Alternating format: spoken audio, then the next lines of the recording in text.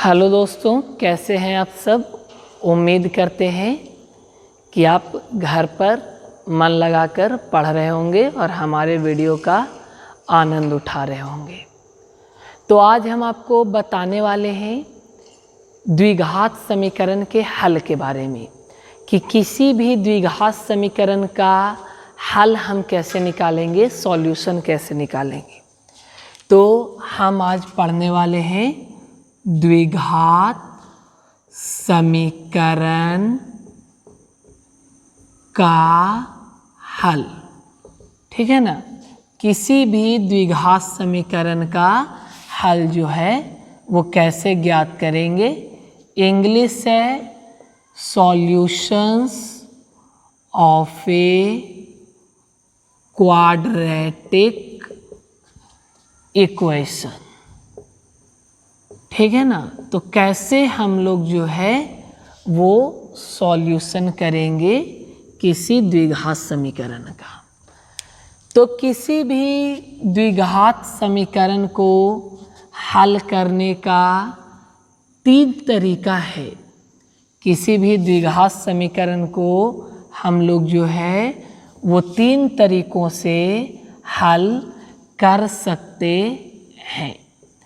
जो पहला तरीका है उस पहले तरीका का नाम है गुणनखंड विधि।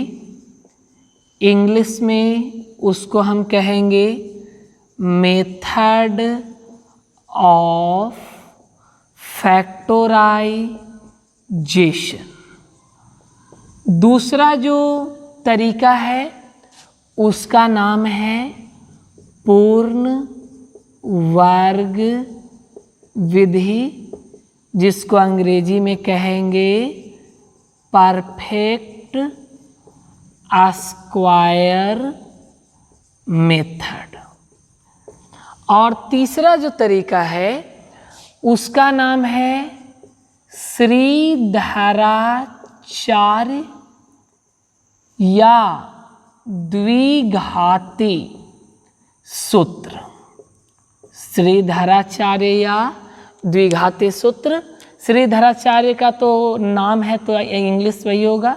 हम द्विघाती सूत्र का लिख दे रहे हैं, क्या होगा तो क्वाड्रेटिक इक्वेशन। ठीक है ना। तो 3 तरीका है किसी भी द्विघात समीकरण को हल करने का। पहला गुणनखंड विधि, दूसरा पूर्ण वर्ग विधि और तीसरा जो है श्रीधराचार्य या द्विघाती सूत्र। तो हम एक एक करके इसके बारे में जो है वो विस्तार से डिस्कस करेंगे। तो सबसे पहले जो है वो हम गुणनखंड विधि के द्वारा द्विघात समीकरण का हल निकालने के तरीके के बारे में जो है वो हम सीखेंगे। ठीक है ना। सबसे पहले जो है हम द्विघात समीकरण का हल निकालेंगे गुणनखंड विधि के द्वारा। तो हेडिंग बना लेना है आपको भी। क्या हेडिंग बना लेना है तो गुणनखंड विधि द्वारा द्विघात समीकरण का हल। गुणनखंड विधि द्वारा द्विघात समीकरण का हल कैसे निकालेंगे द्विघात समीकरण का हल गुणनखंड विधि के द्वारा। तो इसके लिए हम इस बोर्ड को 2 भाग में बांट दे रहे हैं, जिसमें एक तरफ हम आपको बताएंगे तरीका या विधि कैसे हम निकालेंगे गुणनखंड विधि के द्वारा वो, और दूसरे तरफ हम आपको उस पर देंगे उदाहरण, एग्जाम्पल, कि कैसे उसको बनाएंगे। ठीक है। तो सामान्यतः जो द्विघात समीकरण का रूप होता है वो रूप होता है ax² + bx + c = 0। तो हम क्या करेंगे सबसे पहले तो a और c का गुना कर देंगे। तो गुना करने के बाद कोई नंबर आएगा, मान लेते हैं वो नंबर d। चिन्ह के साथ गुना कीजिएगा और देखिएगा कि डी जो आया वो पॉजिटिव आया कि निगेटिव आया। अब यदि डी प्लस में आया है तो डी को दो भाग में इस तरह तोड़िए, ध्यान सुनिएगा, यदि डी प्लस में आया है तो डी को दो भाग में इस तरह से तोड़िए कि जोड़ने के बाद ही बी आए, जोड़ने के बाद बी आए। कब? जब डी क्या है? पॉजिटिव है, प्लस में है। और यदि डी निगेटिव है, याद रखिएगा, यदि डी क्या है? निगेटिव है, तो डी को दो भाग में इस तरह से तोड़िए कि घटाने के बाद बी आए, घटाने के बाद बी आए। और इस मान को, ये जो तोड़ा हुआ नंबर आए, उसी को बी के जगह पर रख दीजिए।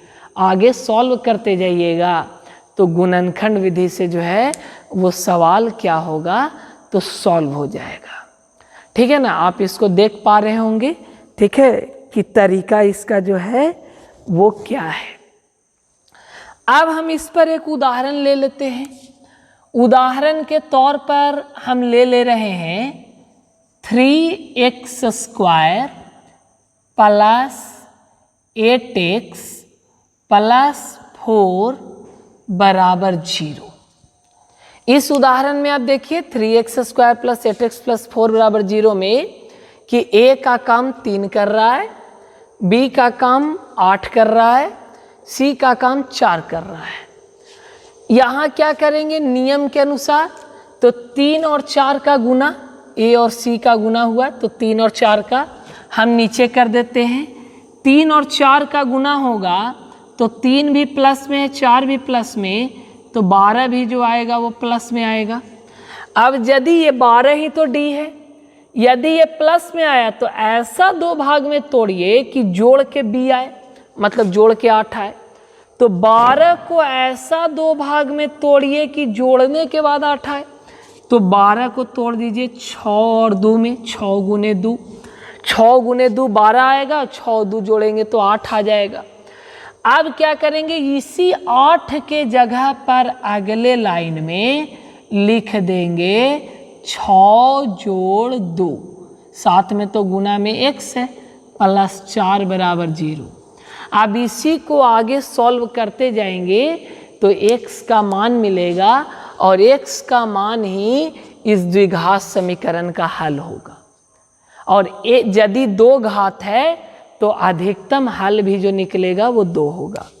तो याद रखिएगा अगले लाइन में क्या होगा, तो 3x², 6 का गुना x से 6x, 2 का गुना x से 2x प्लस 4 बराबर 0। जोड़ा लगा दीजिए यहाँ पर, ये दोनों को एक साथ, ये दोनों को एक साथ, तो कॉमन लेंगे तो क्या होगा, 3 और 6 में 3 निकल जाएगा, x² और x में 1x निकलेगा, तो यहाँ से क्या बचेगा, तो 1x बचेगा।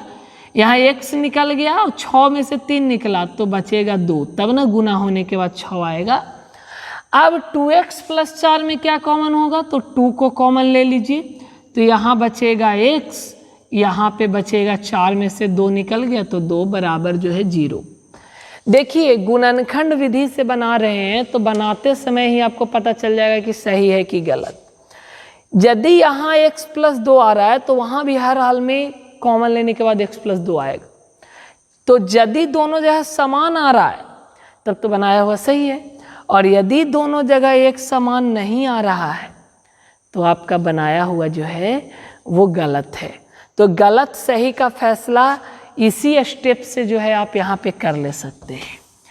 अब देखिए आगे इसमें क्या होगा, तो x प्लस 2 यहाँ भी गुना में 3x के साथ और x प्लस 2 यहाँ भी गुना में 2 के साथ, तो x प्लस 2 दोनों जगह है, यहाँ भी गुना में इसके साथ, यहाँ भी गुना में इसके साथ, तो पूरा x प्लस 2 को कॉमन ले लेते हैं।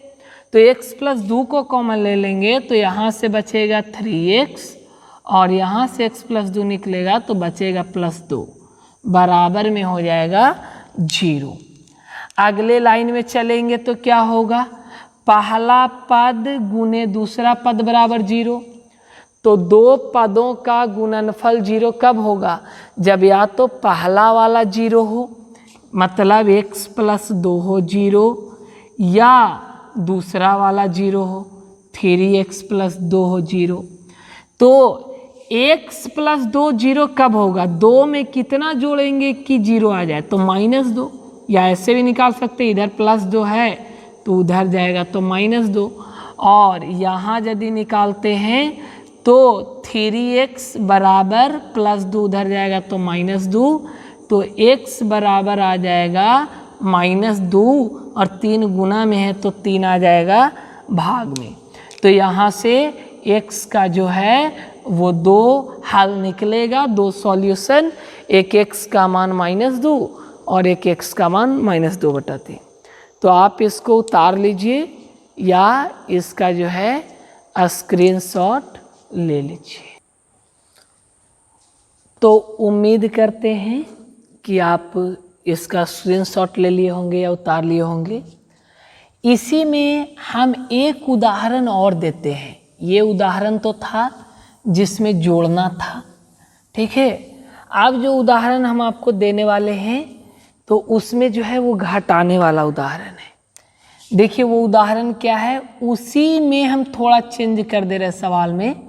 3x² + x - 4 बराबर 0। ध्यान से देखिए, सवाल है 3x² + x - 4 बराबर 0। अब देखिए a का काम तो 3 कर रहा है, b के जगह पे यहाँ कुछ नहीं है मतलब 1 है, और c के जगह पे 4 नहीं है -4। तो अब गुना करेंगे तो क्या होगा? 3 तो प्लस में है लेकिन 4 माइनस में है। गुना होने के बाद 4 में 3 से गुना 12, 12 आ जाएगा माइनस में। अब 12 माइनस में आ रहा है, अब बीच में b कितना है? 1, मतलब यहाँ 1 लाना है और इस तरह से 12 को तोड़िए कि घटा के 1 आए। तो यदि 12 को हम 6 गुने 2 में तोड़ें तो 6 में से 2 घटाने के बाद तो 4 आ जाता है। तो 12 को 6 गुने 2 में हम नहीं तोड़ सकते, यहाँ तोड़ना पड़ेगा 4 गुने 3 में, क्योंकि 4 में 3 से गुना होगा तो 12, और चूंकि माइनस में यहाँ आया है ये -12, तो 4 में से 3 घटाएंगे तो यहाँ 1 भी आ जाएगा, ठीक है ना। तो यहाँ क्या करेंगे अगले लाइन में कि जहाँ कुछ नहीं है वहाँ पे हम लिखेंगे 4 - 3 × x - 4 बराबर 0। अगले लाइन में यदि हम इसको तोड़ दें तो आएगा 3x², 4 का गुना x से तो +4x ± 3x -4 बराबर 0। आप ये दोनों का भी जोड़ा लगा सकते हैं, लेकिन जो ये दोनों का जोड़ा लगाएंगे ना, ये दोनों का, तो थोड़ा कॉमन लेने में आपको प्रॉब्लम आएगा, मतलब थोड़ा मेहनत लगेगा कॉमन लेने में, और कोई प्रॉब्लम नहीं आएगा। और यदि इसका इसके साथ जोड़ा लगा देते हैं, 4x का इसके साथ लगा देते हैं, तो कम समस्या में जो है वो आपका वो सवाल बन जाए। तो आप दोनों तरीका से बना सकते हैं।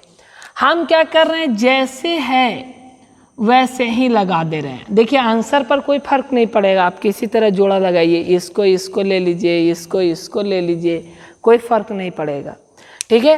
तो यहाँ हम जोड़ा लगाते हैं ये दोनों का, तो ये दोनों में आपको कॉमन क्या नज़र आता है? 3x² और 4x में।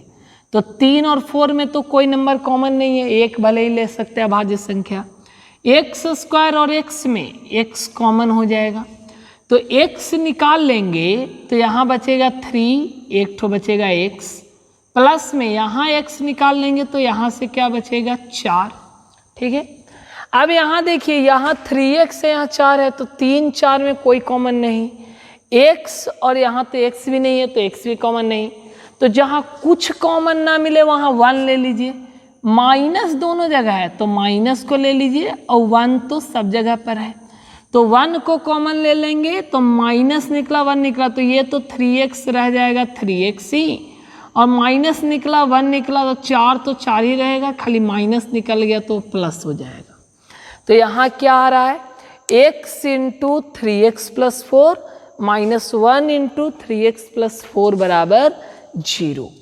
अब क्या देख रहे हैं हम लोग यहाँ, 3x प्लस 4 यहाँ भी गुना में 1 के साथ और 3x प्लस 4 यहाँ भी गुना में x के साथ, तो 3x प्लस 4 को कॉमन ले लेते हैं। तो 3x प्लस 4 को कॉमन ले लेंगे तो यहाँ से बचेगा x माइनस यहाँ से ये निकल गया तो बचेगा 1 बराबर में आ जाएगा 0। अब देखिए पहला पद गुने दूसरा पद बराबर 0, तो दो पदों का गुना 0 कब होता है, जब या तो पहला वाला 0 हो। सोचिए यदि पहला वाला 0 होगा तो 0 में इससे गुना होगा तो 0 आ जाएगा, और यदि दूसरा वाला 0 होगा तो पहला वाला कोई नंबर भी रहेगा तो दूसरा वाला 0 है तो पूरा हो जाए 0। तो दो पदों का गुना 0, तो या तो पहला पद है 0 के बराबर या दूसरा पद है 0 के बराबर।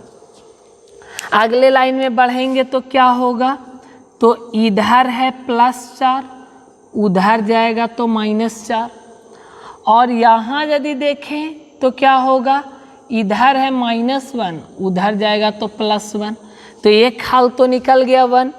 यहाँ अगले लाइन में यदि चले तो यहाँ x का मान निकालेंगे तो ये 3 चला जाएगा भाग में, आ जाएगा -4/3।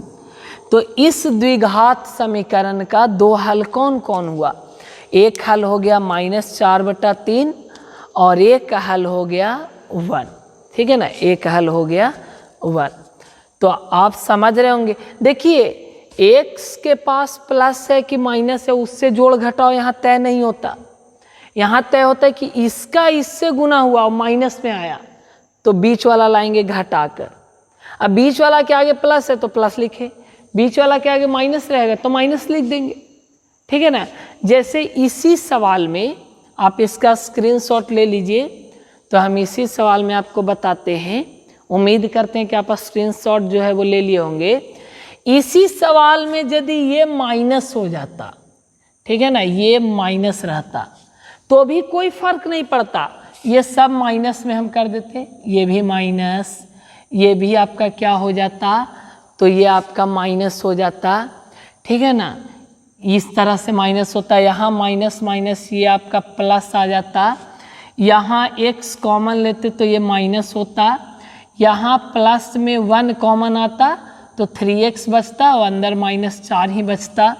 फिर क्या होता, 3x - 4 यहाँ भी वहाँ भी, तो 3x - 4 को कॉमन ले लेते तो यहाँ बचता x + 1, या तो x + 1, यहाँ 3x - 4 बराबर 0 होता तो उधर जाता तो +4, तो x का मान 4/3, और ये x + 1 बराबर 0 होता तो x बराबर उधर जाकर -1 हो जाता, ठीक है ना। तो यहाँ माइनस रहे या प्लस रहे, ये वाला में माइनस प्लस नहीं होगा, ये वाला जो बीच में माइनस प्लस आ रहा है, 4 में से 3 घटा रहे हैं, ये दोनों के गुना से डिसाइड हो रहा है, इस d से डिसाइड हो रहा है, जो गुना होने के बाद कि d प्लस में है तो जोड़ कर लाइए बीच वाला, और d माइनस में तो घटा कर लाइए बीच वाला। तो उम्मीद करते हैं कि आप समझ रहे होंगे। इसका भी स्क्रीनशॉट ले लीजिए या लिख लीजिए इसको वीडियो को पॉज करके।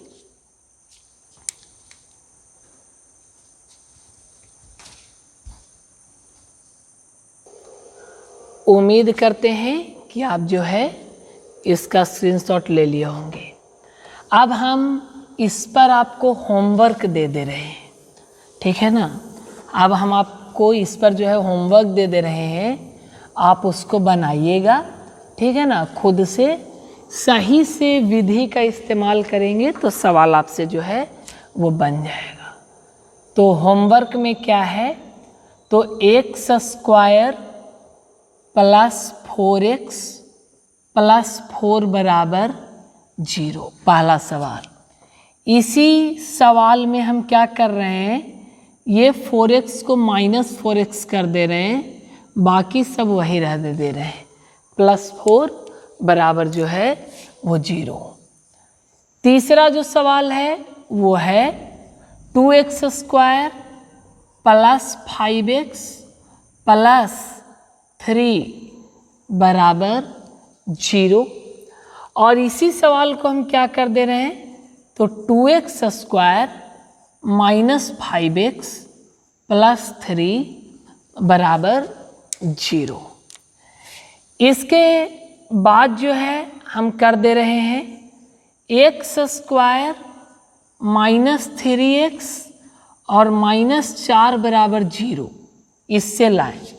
और इसके बाद x square plus 3x minus 4 बराबर 0। इसके बाद 7 नंबर सवाल है 3x square minus 7x plus 4 बराबर 0। इसके बाद है 3x square plus 7x plus 4 बराबर जो है 0। इसके बाद है 2x स्क्वायर प्लस 8x, ठीक है ना, 8x और प्लस 6 बराबर 0। और 10वां और लास्ट है 2x square minus 8x plus 6 बराबर 0। इसके बाद जो है 10वां लास्ट, इतना सवाल को जो है आप क्या कर लीजिएगा, घर से बना लीजिए, प्रैक्टिस हो जाएगा। स्क्रीनशॉट ले लीजिए या तो फिर जो है वीडियो को पॉज करके लिख लीजिए। तो उम्मीद करते हैं कि आप स्क्रीनशॉट ले लिए होंगे या लिख लिए होंगे। अब चल रहे हैं हम क्या, तो दूसरे विधि की ओर। ये था गुणनखंड विधि द्वारा द्विघात समीकरण का क्या हल। अब जो आगे हम लोग पढ़ने वाले हैं वो पढ़ने वाले हैं पूर्ण वर्ग विधि, ठीक है ना, पूर्ण वर्ग विधि द्वारा द्विघात समीकरण का हल। पूर्ण वर्ग विधि के द्वारा जो है द्विघात समीकरण का हल जो है हम कैसे निकालेंगे। थोड़ा सा यहाँ टफ प्रक्रिया है, थोड़ा सा टफ है, इसमें कोई शक नहीं। इस चीज़ को आपको समझना है, टफ कैसे है और बनाना यहाँ कैसे है। तो देखिए इसके लिए हम क्या कर रहे हैं पूर्ण वर्ग विधि में, कि सबसे पहले इसी पर बता दे रहे हैं जो सामान्य रूप है, ax square plus bx plus c बराबर 0। पूर्ण वर्ग विधि द्वारा बताने का सबसे बड़ा फायदा क्या है ना, कि इस विधि से जो इसको बनाएंगे तो द्विघात सूत्र जो है वो अपने आप निकल जाएगा। द्विघात सूत्र निकालने में हम लोग को मेहनत जो है वो नहीं करना पड़ेगा। तो देखिए पूर्ण वर्ग विधि के द्वारा जो है वो हम बना रहे हैं, ठीक है ना, और इसमें द्विघात सूत्र भी कैसे निकल जाए उसको देखते हैं। देखिए पूर्ण वर्ग विधि में किया क्या जाता है कि एक्स स्क्वायर के साथ जो नंबर है a, उसको पूरा में से कॉमन ले लीजिए तीनों जगह से। तो पूरा में से कॉमन लेंगे तो क्या होगा, तो a कॉमन ले लेंगे तो अंदर बचेगा क्या, एक्स स्क्वायर। अब देखिए यहाँ a है नहीं, यहाँ b है, तो जहाँ a ना हो गुना में वहाँ a आ जाता है भाग में, साथ में x रहेगा। c में भी नहीं है तो c में भी a आ जाएगा भाग में, बराबर में 0। सर कैसे मान लें कि a भाग में आ जाएगा, तो देखिए a कैसे आ जाएगा, a का गुना एक्स स्क्वायर से तो ये पद आ जाएगा एक्स स्क्वायर। अब a का गुना यहाँ होगा तो a ऊपर और नीचे कट जाएगा तो बचेगा bx, और a का गुना यहाँ होगा तो a फिर ऊपर नीचे कट जाए तो बचेगा केवल c। तो क्यों भाग में जाएगा ये आपको समझ में आ रहा है, ठीक है ना। तो a कॉमन ले लिए तो एक्स स्क्वायर, और जो कॉमन लिए वो यहाँ b/x प्लस c/a वो भाग में आ गया बराबर 0। अब अगले स्टेप में चलेंगे तो क्या होगा उस पर ध्यान दीजिए। तो देखिए ए एक नंबर होगा, 2 3 4 5 7 10 जो भी हो, और ये एक पद है x में, तो ये नंबर तो कभी जीरो होगा नहीं। खुद सोचिएगा, पहला गुने दूसरा बराबर जीरो, तो पहला ये जीरो नहीं होगा, क्योंकि ए जीरो हो जाएगा तो जीरो में एक्स स्क्वायर से गुना तो ये पूरा जीरो हो जाएगा, तो ये दो घात वाला गायब हो जाएगा, तो ये द्विघाती समीकरण होगा ही नहीं। तो ए जीरो होगा नहीं, ए प्लस में हो माइनस में हो जाएगा, लेकिन जीरो नहीं होगा। तो जीरो कौन होगा? ये वाला। तो अगले लाइन में लिख सकते हैं कि अंदर वाला जो एक्स स्क्वायर प्लस बी बटा A into X plus C by A बराबर क्या हो जाएगा? जीरो। अब यहीं से आपको एडजस्टमेंट करना है। एडजस्टमेंट क्या करना है यहाँ से? तो एक्स स्क्वायर को मान लीजिए ए स्क्वायर, ठीक है ना, एक्स स्क्वायर को मान लीजिए ए स्क्वायर, और जिसमें एक्स है इसको 2ab के रूप में सेट कीजिए, तो 2, अब a है x तो x। अब बताइए यहाँ b बाई ए है, b बाई ए को b बाई 2a लिखना पड़ेगा कि नहीं लिखना पड़ेगा? आप खुद बताइए। लिखना पड़ेगा। क्यों? क्योंकि 2 लाए हम अपने मन से, तो नीचे भी 2 लाना पड़ेगा, तब ना 2 2 कट जाएगा तो बचेगा b बाई ए और गुना में x, b बाई ए गुना में x। लेकिन हम इसलिए लाएं कि 2 है, a यहाँ से सेट किए और b बाई 2a यहाँ से ये पूरा सेट किए, तो हमको क्या पता चला कि ये a स्क्वायर प्लस 2a और ये पूरा हो गया b के तरह काम कर रहा है। और साथ में क्या कर दीजिए, अपने मन से जो हम b निकाले ये पूरा, तो पूरा का स्क्वायर जोड़ में लाइए, तो पूरा का स्क्वायर जोड़ में लाइएगा तो पूरा का स्क्वायर जो है वो आपको घटाओं में भी लाना होगा, तो घटाओं में भी ले आए, और प्लस में ये c बाई ए, प्लस में c बाई ए और बराबर में 0। क्यों ऐसा हुआ? देखिए ध्यान से, एक्स स्क्वायर रहा, इसको बीच वाले को 2ab, ये पूरा काम कर रहा है, इसको घेर दे रहा है b के रूप में सेट किए, तो a स्क्वायर आ गया, 2a और पूरा b हो गया, तो पूरा b स्क्वायर भी चाहिए, तब ना a प्लस बी के होल स्क्वायर पर सेट होगा। तो अपने मन से हम पूरा का होल स्क्वायर जोड़ दिए, तो ये तो था नहीं इधर, तो उसको घटाना भी पड़ेगा, तब ना ये दोनों घट के ये गायब हो जाएगा, तो ये बचेगा और c बाई ये बचेगा, ये और c बाई ये बचेगा। लेकिन उसको लाए हैं काटने के लिए नहीं, उसको लाए हैं सेट करने के लिए। तो ये जो है हम क्या किए, एक बार जोड़ दिए इसको, एक बार घटा दिए, बाकी जो था उसको लिख दिए। अब अगले लाइन में क्या होगा? तो अगले लाइन में x square 2 into x into b by 2a plus b by 2a पर होल स्क्वायर, ये तीनों मिलकर a प्लस बी का होल स्क्वायर बनाएगा। तो a का काम कर रहा है x और b का काम कर रहा है पूरा अंदर वाला b बाई 2a, और इसको हम लिख सकते हैं पूरा पर होल स्क्वायर। क्यों? क्योंकि होल स्क्वायर तोड़ेंगे तो a स्क्वायर एक्स स्क्वायर, फिर 2ab तो 2 इंटू एक्स इंटू इतना, तो 2 into x into b by 2a, और प्लस ये b का स्क्वायर, ये पूरा का स्क्वायर, तो b बाई 2a का स्क्वायर, ये तीनों। और जो बचा उसको बराबर के उस तरफ भेज दीजिए। तो ये देखिए ये माइनस में है b बाई 2a पर स्क्वायर, तो उधर जाएगा तो क्या हो जाए, प्लस में b बाई 2a पर स्क्वायर, और प्लस में c बाई ए है, उधर जाएगा तो क्या हो जाएगा, माइनस में c बाई ए। अगले लाइन में इसी को सॉल्व करें तो b का स्क्वायर b स्क्वायर और 2 का स्क्वायर 4, a का स्क्वायर 4a स्क्वायर, और माइनस c बटा नीचे कितना हो जाएगा, a।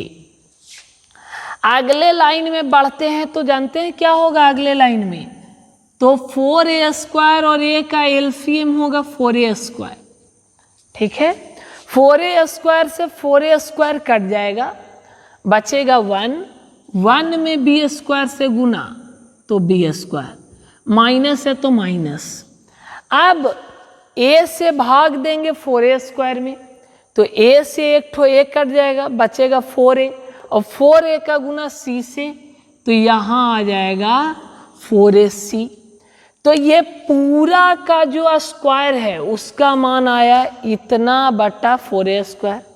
तो अगले लाइन में क्या होगा, तो अगले लाइन में x प्लस b/2a, ये स्क्वायर हटाएंगे तो ये पूरा पर रूट चढ़ जाएगा प्लस माइनस के साथ, तो प्लस माइनस और पूरा पर रूट b² - 4ac और बटा में 4a² पर रूट।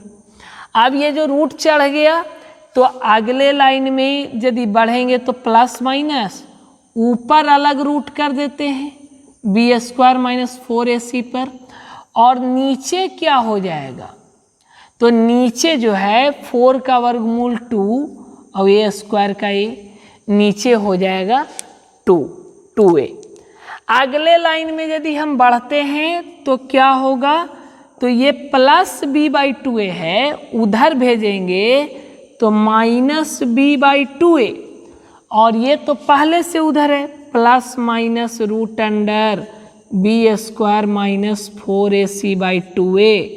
2a को यदि एलसीएम में ले लें तो क्या आएगा, तो 2a का एलसीएम 2a, भाग देंगे तो 1, जैसे माइनस भी है वैसे बच जाएगा, प्लस माइनस रूट अंडर, यहाँ भी 2a भाग देंगे 1, तो पूरा वही बचेगा b² - 4ac।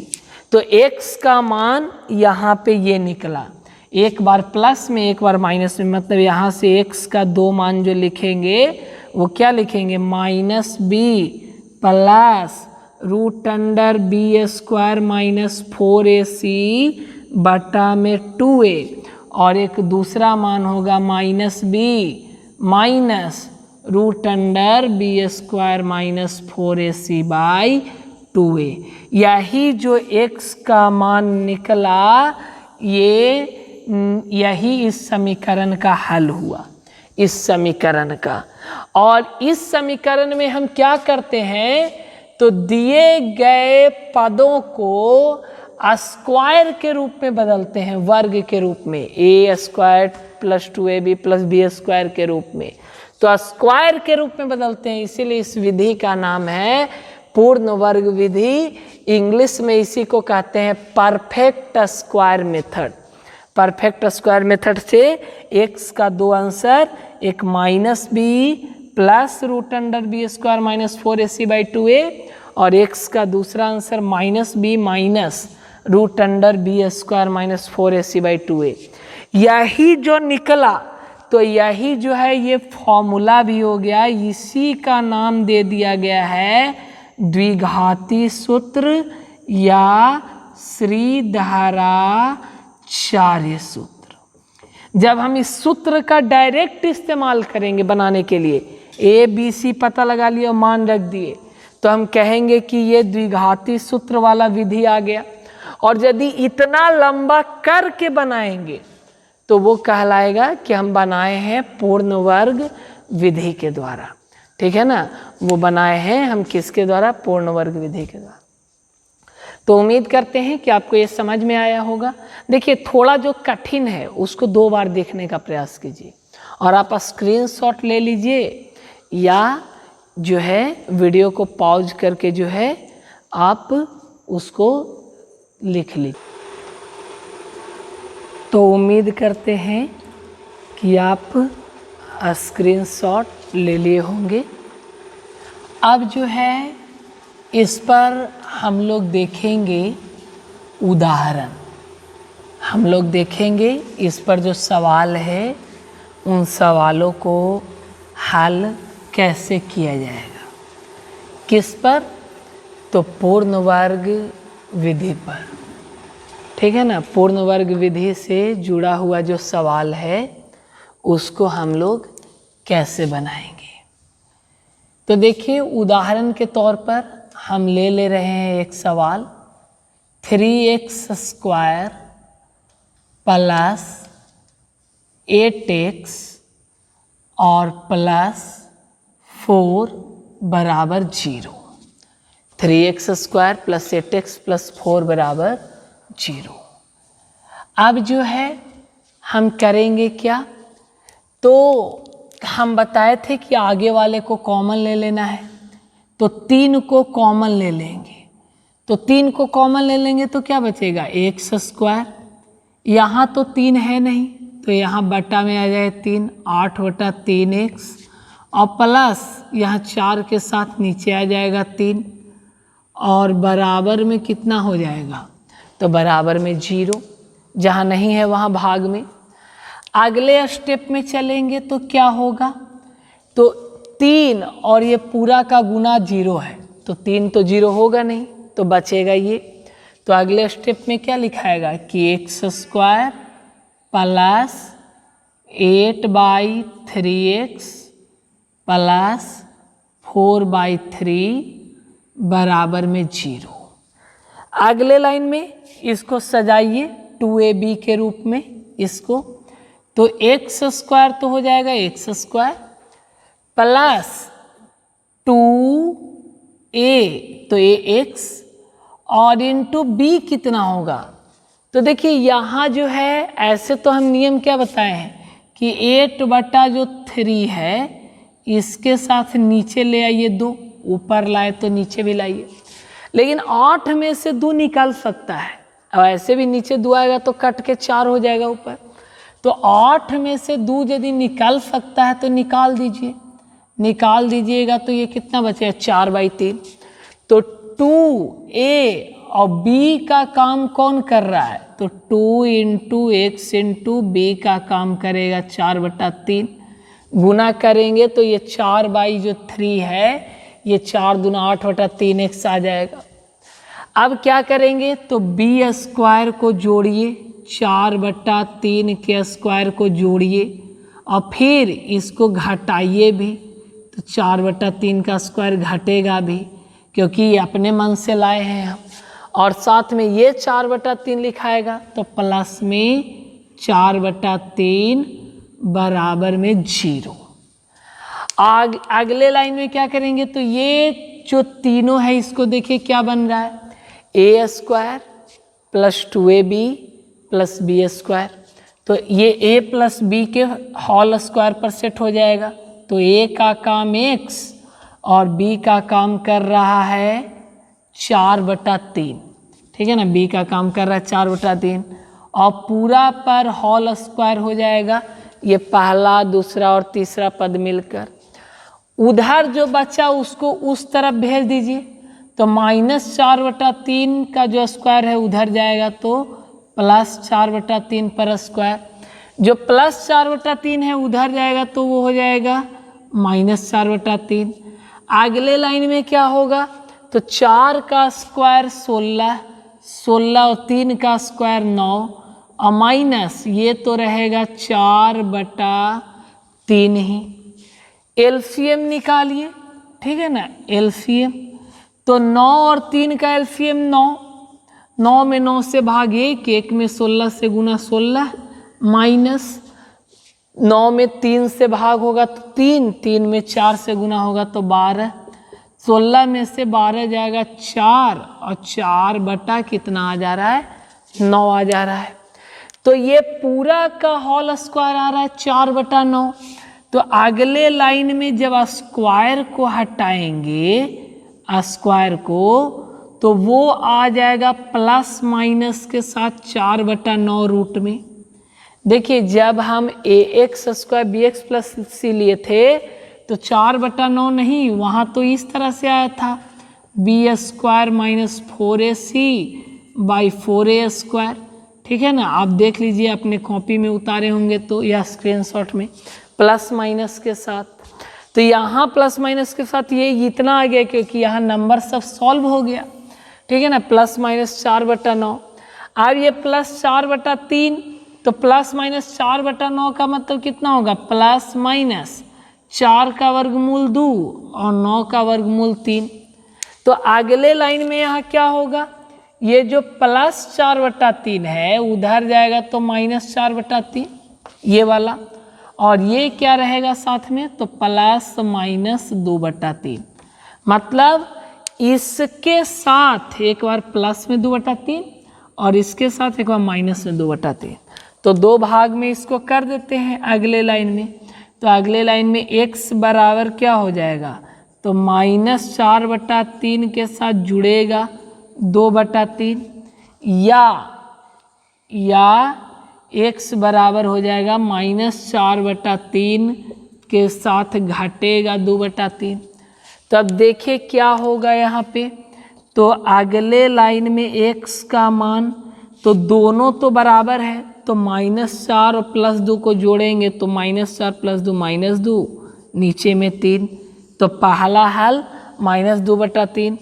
यहाँ यदि हल देखें तो क्या आ जाएगा, तो यहाँ देखिए -4 और -2 दोनों जगह हर बराबर है, तो हर तो नीचे 3 ही हो जाएगा, और -4 -2 हो जाएगा -6/3, काटेंगे तो 2, तो आ जाएगा -2।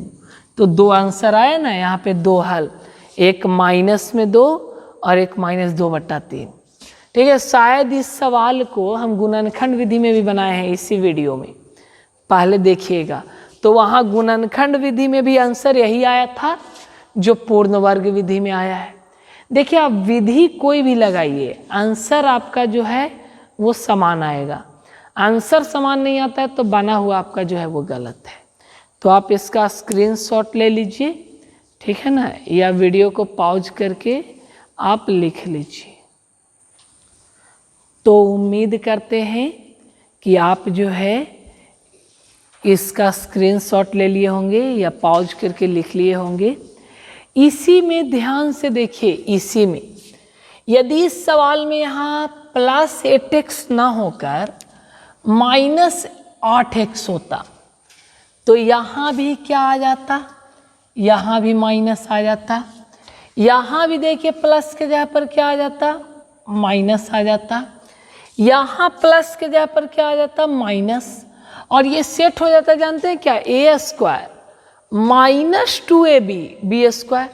तो ये प्लस b नहीं होता, फिर ये हो जाता a - b पर होल स्क्वायर, और a - b पर होल स्क्वायर, बाकी सब यही आता क्योंकि बाकी सब तो वही है, उधर जाता। अगले लाइन में ये प्लस वाला फिर माइनस हो जाता, और ये -4/3 उधर जाता तो ये हो जाता +4/3। तो एक बार 4/3 में 2/3 जुड़ता, तो जुड़ता तो कितना आता, तो 4/3 में 2/3 जुड़ेगा तो 6/3, कट के यहाँ आंसर कितना आता, 2। और यहाँ देखिए, यहाँ 4/3 में से 2/3 घटता, तो घटने के बाद क्या आता, तो 4 में से 2 गया 2, 2/3। ठीक है ना, आंसर आता इस तरह से 2 और 2/3। तो ये माइनस यहाँ पर होता भी, तो जहाँ प्लस में स्क्वायर आ रहा था a+b, वहाँ आ गया a-b, और कोई परिवर्तन तो है नहीं। तो इसको भी आप लिख लीजिए या स्क्रीनशॉट ले लीजिए।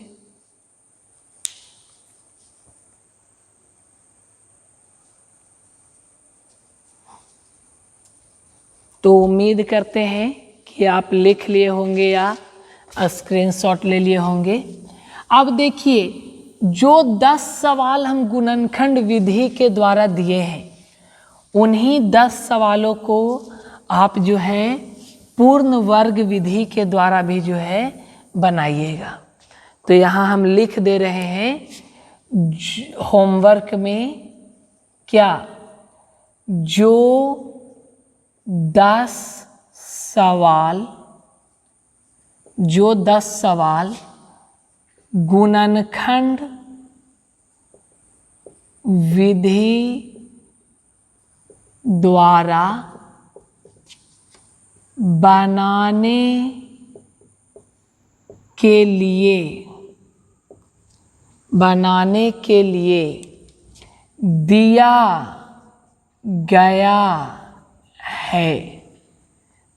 गया है, उन्हीं सवालों को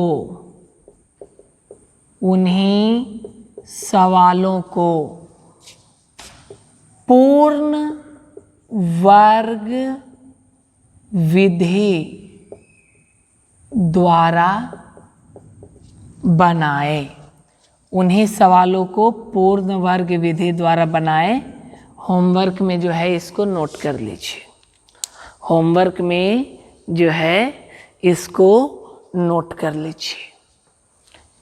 आप गौर करेंगे, यदि आप एनसीईआरटी से पढ़ते हैं या भारती भवन से पढ़ते हैं या आप केसी सिन्हा से पढ़ते हैं, तो बहुत सारा सवाल जो है उन किताबों का जो है वो बन जाएगा।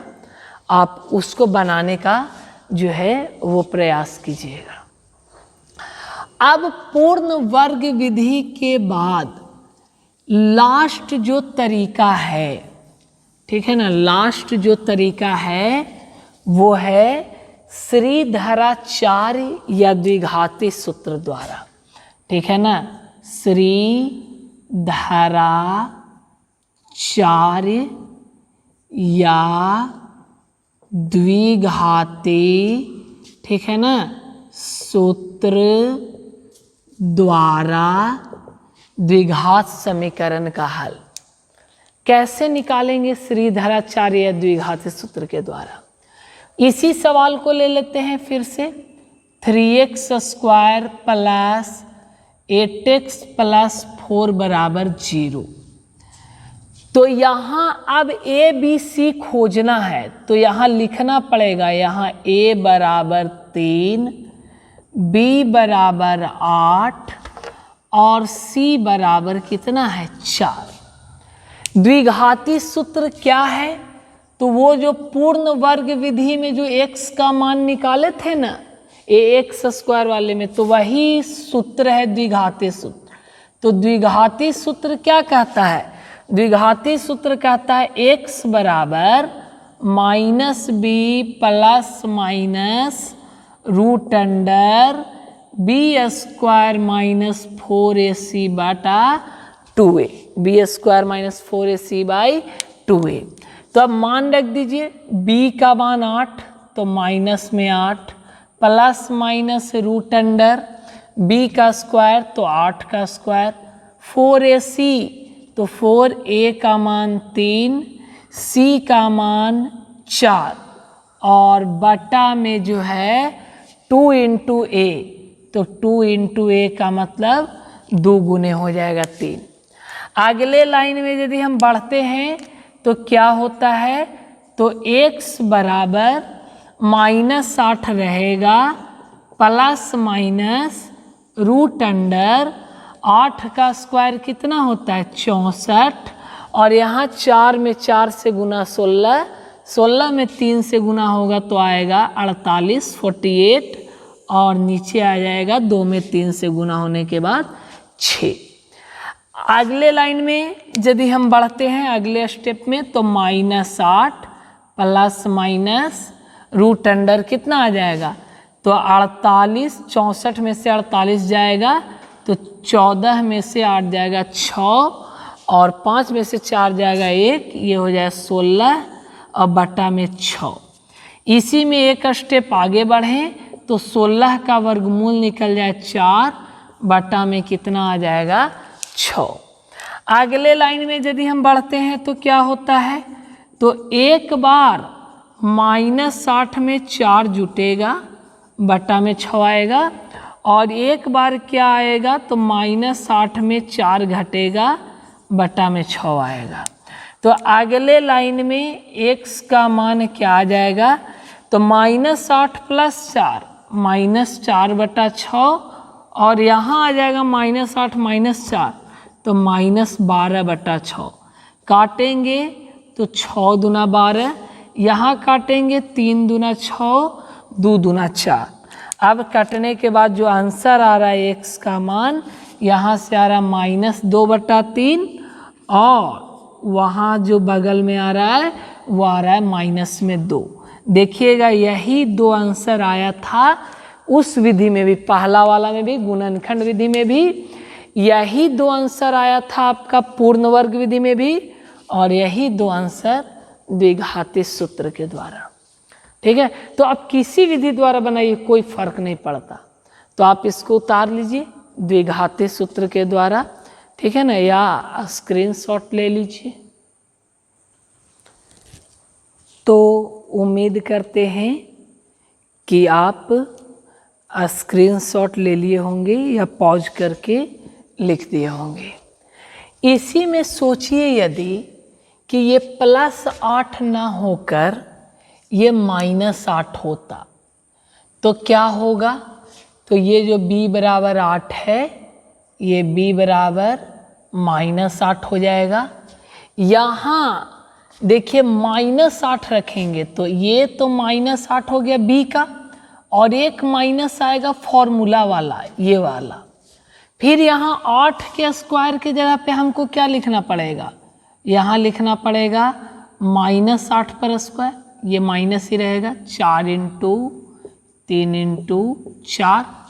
अब यहाँ तो -8 का स्क्वायर तो प्लस ही हो जाएगा, और ये माइनस माइनस मिलके ये प्लस, 64 - 48 ये प्लस में 8 हो जाएगा, ये 16 ही आएगा, ये -8 प्लस में। तो यहाँ क्या आएगा, 8 में 4 जुटेगा और 8 में 4 घटेगा, तो कितना आएगा। तो 8 में 4 जुटेगा तो आएगा 12/6, और 8 में 4 घटेगा तो आएगा 4/6। तो 6 दूना 12, यहाँ 2 दूना 4, 3 दूना 6।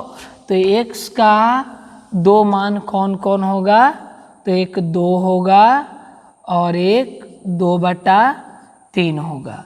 यही आपका क्या हो जाएगा, आंसर। आप देखिएगा इसी सवाल को माइनस करके बनाए हैं हम पूर्ण वर्ग विधि में, तो यही 2 आंसर आया है, एक 2, एक 2/3। ठीक है ना, खाली आगे पीछे हो सकता है कि पहले 2/3 आया हो तब 2 आया हो, तो इससे कोई फर्क नहीं पड़ता। तो इसका भी स्क्रीनशॉट जो है वो आप ले लीजिए। ठीक है, इसका स्क्रीनशॉट लेने के बाद जो है अब आपका होमवर्क क्या रहेगा, तो वही जो गुणनखंड विधि में आपको 10 सवाल दिए हैं, वही 10 सवाल को यहाँ बनाइएगा द्विघाती सूत्र द्वारा। तो यहाँ होमवर्क में क्या है, तो जो सवाल, ठीक है ना, कितना सवाल, 10 गुणनखंड विधि द्वारा बनाने के लिए दिया गया है,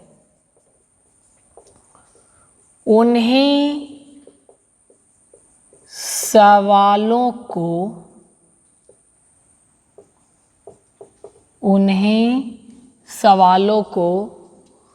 द्विघाती सूत्र द्वारा भी बनाए, द्विघाती सूत्र द्वारा भी बनाए। मतलब वो जो सवाल मिला ना, उस सवाल को तीनों विधि के द्वारा आपको बनाना है। उस 10 सवाल को गुणनखंड विधि द्वारा भी, उस 10 सवाल को जो है वो पूर्ण वर्ग विधि द्वारा भी, और उसी 10 सवाल को जो है वो द्विघाती सूत्र के द्वारा भी। तो जरूर बनाइएगा, बनाने से आपको बहुत फ़ायदा होगा। और हमारा वीडियो अच्छा लगता है तो सबसे पहले लाइक कीजिए, उसके बाद दोस्तों के साथ शेयर कीजिए।